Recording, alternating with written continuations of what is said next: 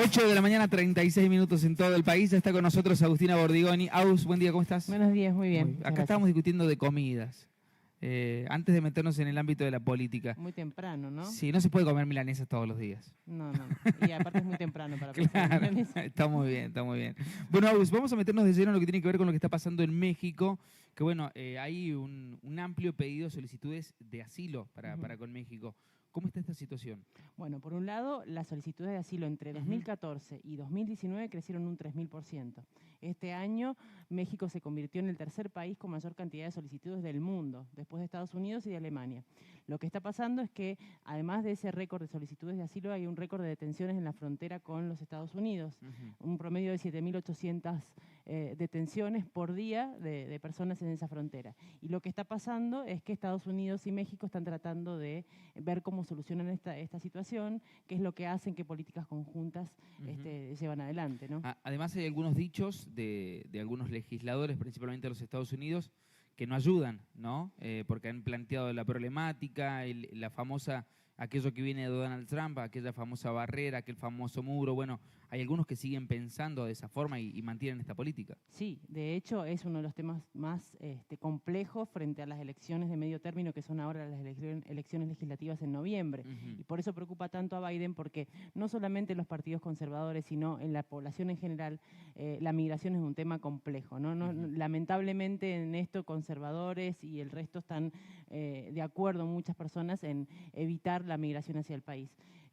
Así que sí, va a ser un tema complejo y los dichos de los legisladores además tienen que ver con políticas que ya se vienen implementando, como bien vos decías. Hay dos medidas concretas. Una se llama Título 42 y otro el programa Quédate en México, que en realidad es el protocolo de protección al migrante, pero es conocido como Quédate en México. ¿Qué establecen estas dos normativas? Bueno, el Título 42 fue establecido en el año 2020 por Trump para facilitar las deportaciones express por la pandemia. Con la excusa de la pandemia se deportó mucha más gente. 1.800.000 personas fueron deportadas por este Título 42. Sacar al extranjero que no es de Estados Unidos o que no posee la claro, visa. No permitirle el ingreso al país con la excusa de la pandemia, ¿no? 1.800.000 personas fueron expulsadas hacia México o hacia su país de origen por esta normativa. Y por el otro lado, Quédate en México, que también es un programa implementado por Trump en el año 2019, que lo que hace, porque todavía está en vigencia, es que las personas que solicitan asilo en Estados Unidos esperan la resolución en México, no en Estados Unidos como sucede en el resto del mundo. Cuando uno solicita asilo en un país, lo espera en el país en donde lo solicita, ¿no? Bueno, esas dos medidas todavía siguen vigentes y fueron judicializadas porque Biden las quiso sacar. El año pasado quiso eliminar Quédate en México y eso fue judicializado por algunos estados, entonces la Corte ordenó que siga en vigencia y por otro lado ese Título 42 iba a expirar en el 23 de mayo y también la Corte obligó a que continuara. Ahora Biden no piensa discutirlo porque, como te digo, sigue siendo un tema álgido para las elecciones de noviembre, ¿no? Hoy la principal preocupación de México es la cantidad de mexicanos que se van a los Estados Unidos o la cantidad de extranjeros que llegan a Estados Unidos. ¿Cuál es la principal preocupación? No, la principal preocupación son la cantidad de extranjeros que llegan. Como te digo, se convirtió en el tercer país con mayor cantidad de solicitudes de asilo y la cantidad de personas que llegaron durante este año representa un 30, un 40% más de las que llegaron el año pasado. De hecho, el presidente Manuel López Obrador inició una gira esta semana por los países del Triángulo Norte de Centroamérica. Comenzó por El Salvador, pero también va a ir a Cuba, que son los países de donde más vienen los migrantes. Aunque también hubo un aumento importante de las personas que llegaron de Haití después del asesinato del presidente que fue el año pasado y demás. Pero lo que más le preocupa en este momento es la llegada de esas personas y cómo generar políticas comunes con los Estados Unidos para que esas personas se puedan quedar en sus países a partir de una política de desarrollo de esos países de donde vienen, ¿no? Hoy México no está en condiciones de recibir una gran cantidad de migrantes, ¿verdad? Y bueno, a cualquier país se le hace difícil gestionar un aumento tan grande, porque como te digo, son en los últimos 7 años un aumento del 3000% de solicitudes de asilo, ¿no? El tercer país en el mundo con mayor cantidad de solicitudes de asilo.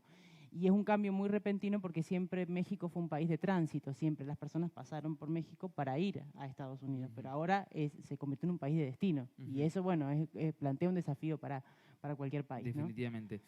Los Estados Unidos y la frontera con México, bueno, es una problemática que siempre tiene diferentes puntos de análisis. ¿Hoy está en un punto de conflicto máximo o ha entrado tal vez en una pequeña meseta? Teniendo en cuenta por ahí la tensión que generaba cuando estaba Donald Trump, que por ahí era un conflicto permanente. Hoy por hoy, ¿cómo está esa situación? Bueno, yo creo que la diferencia entre Biden y Trump en este sentido y en la gestión de esos 3.000 kilómetros que comparten de frontera, que es muchísimo, es distinta la relación. En el caso cuando estaba Trump, la negociación se daba a partir de, digamos, entre comillas, de una amenaza. Si México no retenía a los migrantes ahí, Estados Unidos implementaba aumentos en los aranceles a las importaciones. Lo que trata de hacer con Biden ahora es una negociación que se enfoque en los países desde donde estas personas salen, algún tipo de ayuda al desarrollo para que de esos países las personas no salgan, porque digamos, poniendo políticas restrictivas, las personas de todas maneras van a salir de su país, la única diferencia va a ser que el camino va a ser más peligroso, ¿no? Entonces yo creo que la diferencia está ahí, pero sí sigue habiendo políticas restrictivas hacia los migrantes en los Estados Unidos. La diferencia es la forma de negociación para retener a esas personas, la forma en la que en realidad se externalizan esas fronteras, porque hoy por hoy las fronteras de Estados Unidos son más controladas en México que en Estados Unidos. Lo mismo que pasa en Europa con Turquía, ¿no? Hay un acuerdo que está entre Europa y Turquía, que Turquía retiene ahí a los migrantes para que no lleguen a Europa. Lo mismo está pasando entre México y Estados Unidos. Bien, hoy México es como un parador, decir, bueno, esperen acá y vemos qué solución le podemos dar. La negociación tal vez la maneja un poco más México. Exacto, sí. Bien. Las personas, y estamos viendo incluso en México lo que antes estábamos acostumbrados a ver en Europa, esos campos de refugiados con carpas, personas viviendo en esas condiciones, lo estamos viendo nosotros ahora en América Latina, ¿no? No solamente pasa en Europa, no solamente mueren personas en el Mediterráneo, sino también en ese trayecto desde los países de Centroamérica hacia México. Cuanto más restrictivas son las políticas migratorias, más sucede. ¿Hay una pronta solución a la vista o veremos estas negociaciones que pueden estirarse y generar este tipo de tensiones?